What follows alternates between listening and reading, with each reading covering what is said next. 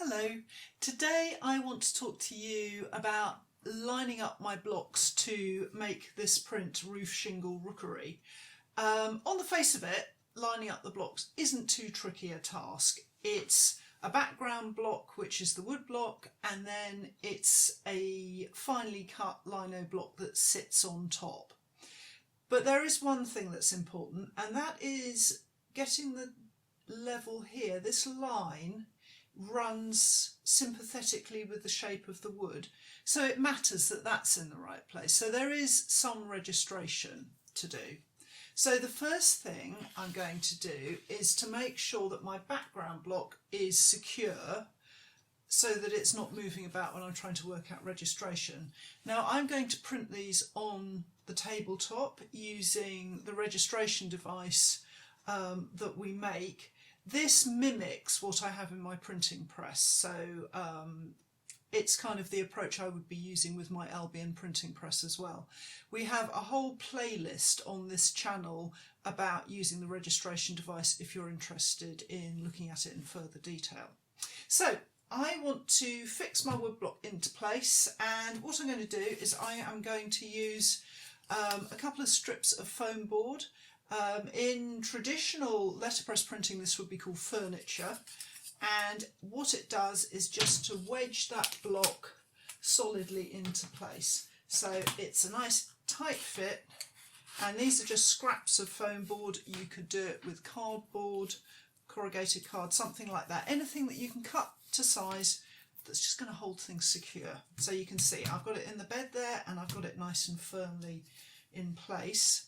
And the next thing I'm going to do is to get some tracing paper, and I'm going to put it on the top here and stick it down.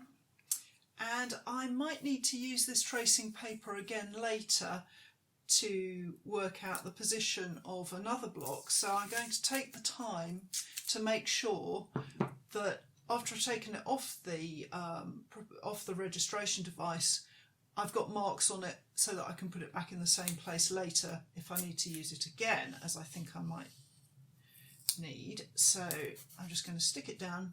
This is what I would be doing with printing paper as well. I was going to take a print, and I'm just going to mark these lines across here, and this line here, and that line. So now it can go back into place and I don't need to worry about it. So when it comes to positioning the lino, what I need to know are where the important bits of the wood grain are, because then I can weave the lino block's image around the nice bits of wood grain. So start off with the important bit, which is there, not whole. And then I was keen to have the shape of the grain lines along the bottom here, so I'm putting that information in because again that's useful stuff for planning a picture. So we're not talking massive detail, it's some guidance, and I might also just say where roughly where the block ends. So I'm just freehanding that. Could do it neatly with a ruler, but really it's just a guide. Now I've already cut the next block, and I'm going to go back to basics and show you this with an uncut block in a later film in the series, but for now I'll just show you what I did next, which was to take away my furniture, take out my block, and then pop my second block in. So I put my block in. You can see here the lino is quite a small piece of lino that just is big enough to do the job, and if you imagine that as uncut lino, I was able then to put my tracing over the uncut lino, and then I can see and transfer the design onto the lino, and the block then has all the information on it for me to add the trees and the birds. So it's really simple, but it's giving me enough information for me to be able to put the birds in a nice way so that they're across the knot hole, which is quite a pretty thing, and also get that all-important curve in sympathy with the wood grain.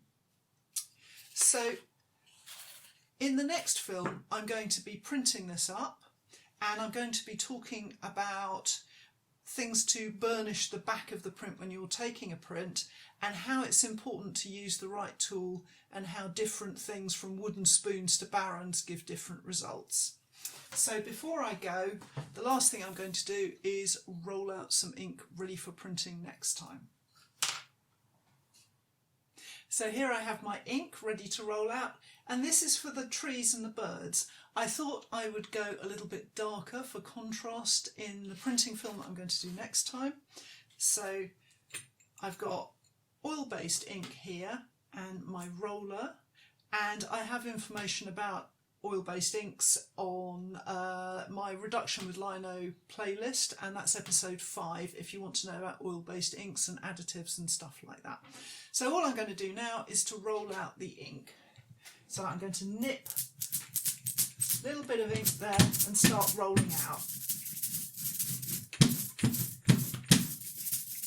And I always have my ink at the top, and I take ink from the edge and pull it down so that the layers don't build up and you don't get too much thick ink on the plate.